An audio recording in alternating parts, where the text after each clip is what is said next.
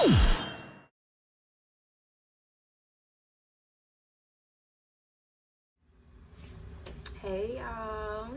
y'all see me with my bonnet on. I just got out the shower, so excuse that. But in this video that you're about to see, I got a chance to sit down with my dad and my stepmom to talk about some pretty interesting topics.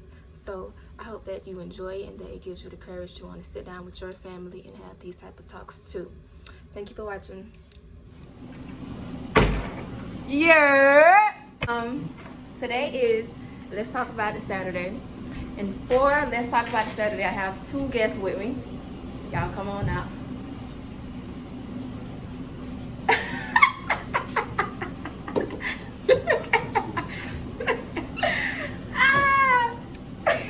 I'm saying, I thought you were going to introduce us. Say your name. Akiva. I'm Lynn. Y'all, this is my my daddy and my stepmama. Danny, it's good. Yeah, so okay, so first topic. Oh, we got topics? Yes. Okay. Since love is like real universal, I Oh. figured that everybody can have a say on that. So, how do you define love? Whoever wants to start. What we talking about, like love, because love got a lot of different categories. Mm-hmm. So you talking about like love that a spouse has for one another, or love you got for certain kind of foods, or love a friend got for another friend. What kind of love we talking about? Love humanity. Oh, of humanity. Yes. Wow. I mean, I think it's a lot of because there's so many definitions or different categories. I think it's a lot of misconceptions about what love even is. I think how I would define it is it's like an emotion that combines with compassion, caring, affection.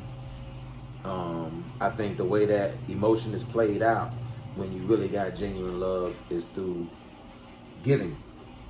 So whether it's giving of yourself, your time, your resources, your forgiveness,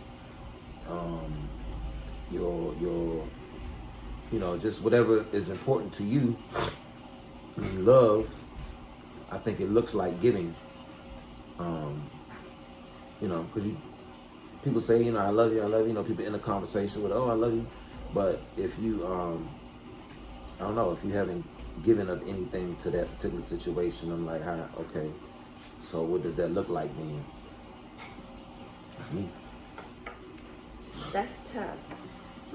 Love to me is when it's really weird for me, because love, it kind of makes me,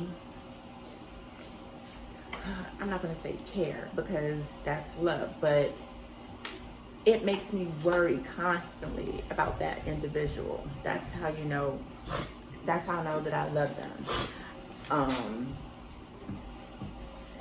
It's that weird little feeling that you get in your belly, like when you don't see them, or when they come and say that there's something wrong. It's, you want to just be the fixer. If I didn't love you, I'm not going to want to fix anything, but it's really, really hard to explain love. Because you're right, it's so many variables. Yeah. I think it's interesting that the first thing women and men are so different. First thing from a women's perspective that you thought about in terms of love is worrying about somebody. Mm-hmm. Yeah, I think that's interesting that you said that. Yeah, I do. Anybody that I love, I worry. I need to make sure that they are okay. And it just, I'm not settled unless I know that you're okay. But yeah, that's love to me. To me, what is love to me? I don't really know what love is. I know more so of what it's not. You know what I'm saying? No. No, because So what's your opinion on what it's not? I feel like anything that would make somebody feel like they being disrespected or mistreated more than once, then it's clearly not love. I have to disagree. What if somebody say, okay, I don't like to be treated this way, Mm-hmm. and then they do it, and then they do it again, and they do it again? Where's the love? It may not be that they don't love you. And okay, it depends on who you're talking about. Mm-hmm. If you're talking about your spouse, I have to say this.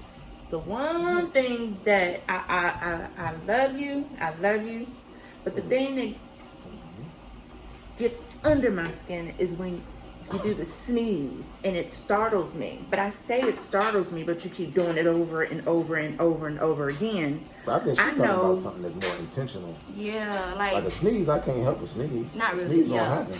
No, but you can cover your mouth, or you can sneeze quietly. Yeah, Not but I mean, so I think you dramatic. talk. She talking about something that really cuts deep in a person, not an irritant.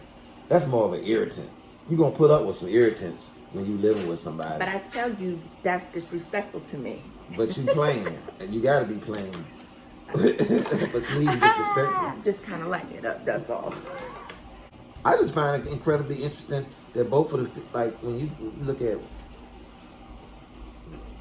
when you bring up a topic that's as broad as love is like extremely broad. I say disagree. I'm sorry about that. Didn't mean to say disagree because that was your opinion. Didn't mean to say that. Love is like a really broad topic. So, I mean, you could go to a lot of different places when you start talking about love. You can go to a lot of different places. I just find it, as a male, I just find it so interesting that both the female perspectives, when you mention love, both the female perspective came from a place that's not happy, or that's not the fulfilling part of it. Like, one of the female perspective was worry.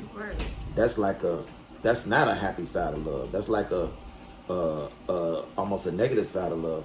And then the other female perspective came from, like, again, the element of being hurt. Like, I know what love isn't. It's the side of love that's not really celebrated, or not intent to be celebrated. It's intent to be, like, corrected. So it's just very interesting that the two female perspectives, when you start talking about love, you're not talking about happy stuff. I mean, But you know that love can be happy, love can be sad. I mean, it's that thin line. But yeah, mine is the caring, worry side. Oh wow, editing will have to take place. In Kay's lap. There we go. Okay, do you think that you can really love somebody unconditionally? How? Give him an organ.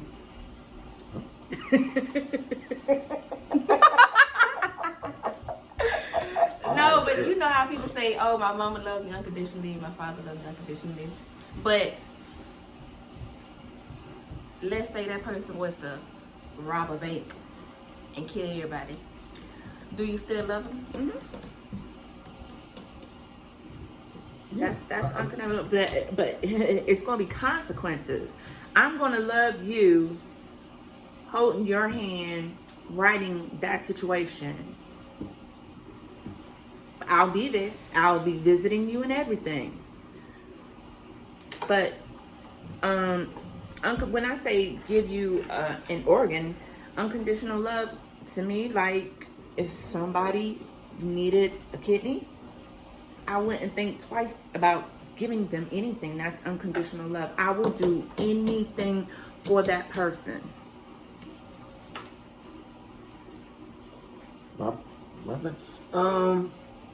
Loving unconditionally. I mean, yeah. Again, it goes back to what you think it goes back to what your perspective of love is.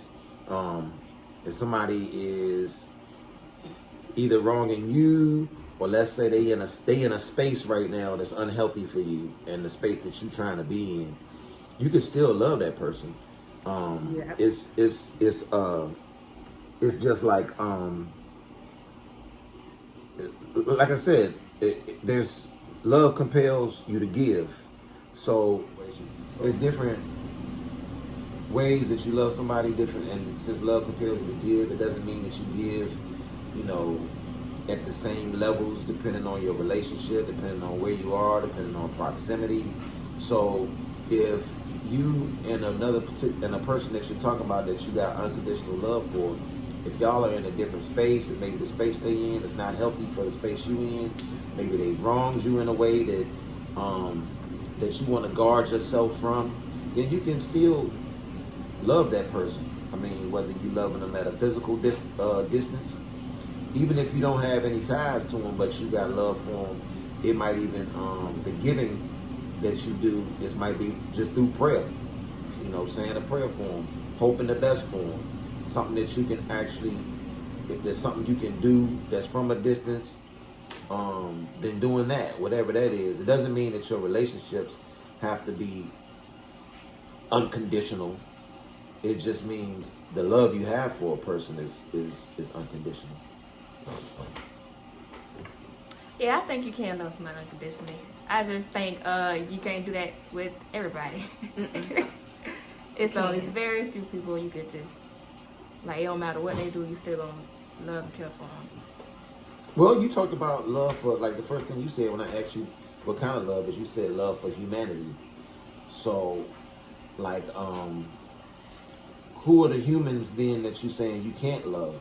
Ones that have hurt everybody. Huh? Right, you can love everybody, but the ones that hurt you, like, there are people that I did not have any kind of love for them, but the relationship was trying to establish, right, like friendships, but it didn't pan out, but I have zero love for them.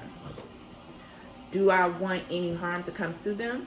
No, but I don't love you. I won't go out my way to do anything for you. No, it's still don't. We've been trying to get you to come over. You keep doing the half face. Sorry. Oh, okay, now I want y'all to think back. When you were 19. So when I was 19, okay. And you know what your views were, or what your views are now. What were they then? On what? Love. Oh, still on love. Mm-hmm. Me personally, mine haven't changed. The same views I thought about love at 19 is the same way I think about it now. Really, it hasn't changed at all. To be honest with you. My views about love at 19 and now are absolutely different. Love at 19, you really don't know what love is. So you wind up settling and accepting things.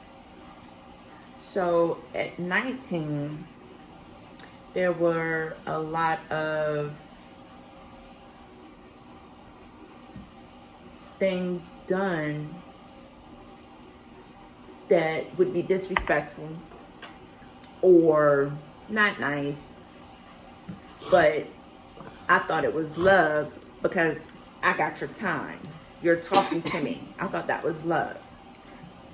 And that is absolutely not the case, because the meanest of people can talk to you and hang out with you and go places with you, but doesn't necessarily mean they love you. And the fact that you settle for it because you don't really know what love is. You think that that is something that is acceptable. So no, it is so night and day. And once again, the female perspective of love is something bad. Is what is not. Is hurt. Is pain. Is what you thought wasn't. I just find that to be incredible. It's something that's really supposed to bring you joy, happiness, and contentment. And every answer on love that you heard from a female today had something to do with something bad. Well, No, I ain't say that was what love was. I said that's what it's not. No. That's not no, what I don't. love is. I don't. Yeah. But I'm not saying that you guys are saying love is bad. That's not what I'm saying. I'm saying that when you look at love being such a broad topic and you can go anywhere you want to, I just find it interesting. Not like you shouldn't. I mean, you got to talk out of your own truth and out of your own experiences. I just find it interesting that the female perspective has not come from a space of happiness or joy or something that would make you smile. Every answer as it relates to this love topic from the female perspective is something that would make you sad. Yeah, let me say this because this might add some light on perspective, I guess. I guess I got my definition, especially at the time that you're talking about at 19, as far as what it been, where I'm coming from. I was when it comes to being taught about stuff like that, I was a church boy. So a lot of what you hear, my perspective on what the definitions are, like, I'm not saying that I acted based on it, meaning that I carried out everything I learned from hearing what those different things are from the church. I'm just saying that's where I learned it from. That's where I heard it from. That's the majority of where I got stuff like what is love, how does love show itself. It's from the church. So because of that, that's why certain experiences in my life hasn't changed my perspective on what love is, because I know that humans gonna do human things. So even how I've moved, in myself, or how I've expressed love ain't, what we'll consider to be the most perfect thing. But I know, as far as from what I've been taught, it may be different from what the human action in every different relationship is. So I'm sorry, I was rambling. It's normal. Okay.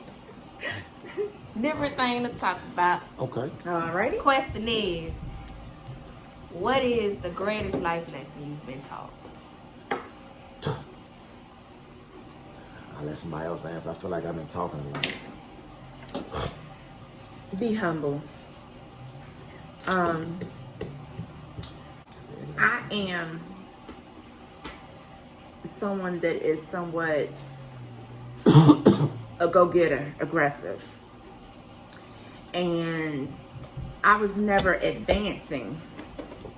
So then I had to take a step back and say, maybe I need to not sugarcoat, but tone it down a little bit. And when that happened, a lot of doors started opening up for me. So sometimes it's good to be a go-getter and woo. And sometimes it's just good to be humble and accept things and take it at a slower pace. I was. But not everybody is like me. This lesson I've been taught is that choices are long-lasting and life-changing. That was drilled into me as a kid growing up, and even teenager, and then even as a young adult. And it's probably one of the most truest things ever. Ain't no choice not gonna come with a consequence. And a lot of times those consequences can change your life. So choose wisely. Right? Okay, mine is I learned that everybody does not have the same heart that you have. So I used to think that because I do you this way or I treat you this way, that I expect it back in return, and I learned that that's not the case. That's it. Yeah. Listen, boy, y'all depressing. We're not depressing.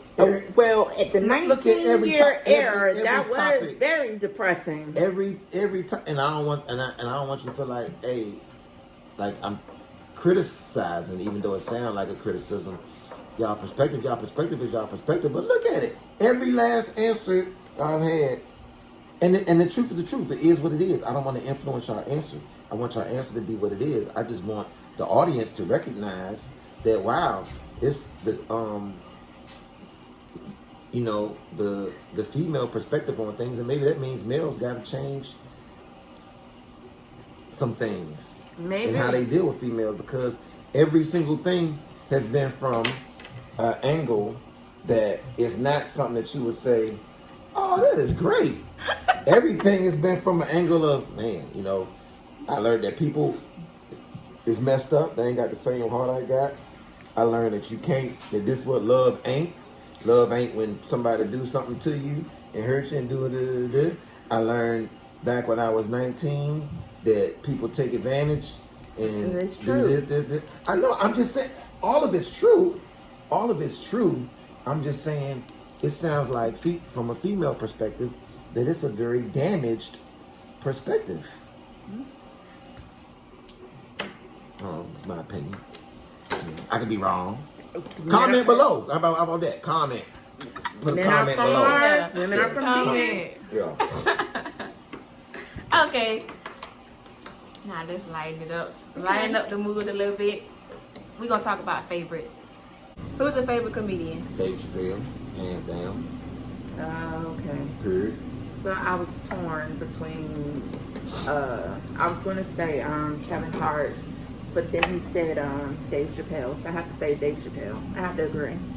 Especially that last series that he did. Oh my gosh. It was special. Yeah, it was hilarious. Mine is Bernie Mac. Really? Bernie.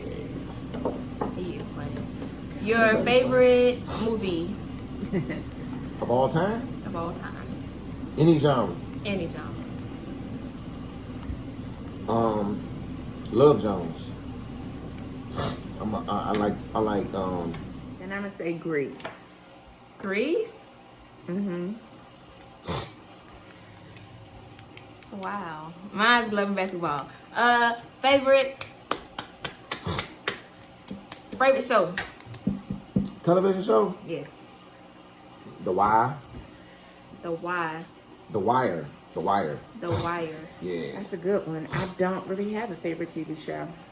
The Wire, hands down. Yeah. I don't have a favorite one. The Office. What's your favorite show? Different World. My favorite show is Different World. It is your favorite. Oh, that was my favorite growing up till The Wire came out. Yeah. That's Then one once of The my Wire favorites. came out, then I had me a new favorite. The For the Office. video. Would your younger self be proud of the person you are today? Yes. So they say, man, I never got to finish the video because I'm recording these videos on my phone and my storage was full. So the video cut off. So I never got to finish it. But I'm going to close it out like this. Thank y'all for watching. I hope y'all enjoyed it. Peace.